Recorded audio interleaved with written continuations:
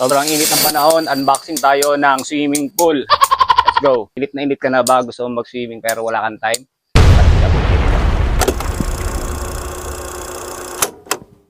So ganun lang, ready na siya. Tutubigan na lang guys. So wala nang masyadong arte-arte. Okay guys, moment of truth. So yun, salinan natin siya ng tubig and it's time to swim. Pagdating sa materialis, maganda no? Easy lang siya na i-install. Walang masyadong cheche-bureche, may lalagay pa kayo ng kung ano-ano. Pag open ko, salpak, lalagay na lang ng tubig and wala, ready to swim na.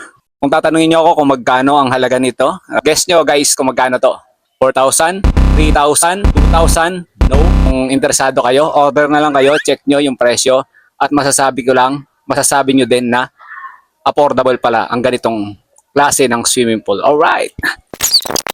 Anytime na gusto mong mag-swimming, pagpalamig dahil sobrang init ng panahon, anytime pwede.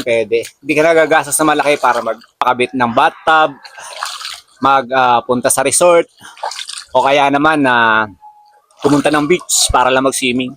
Dito pwede mo nang gawin sa iyong bahay. Alright, let's go!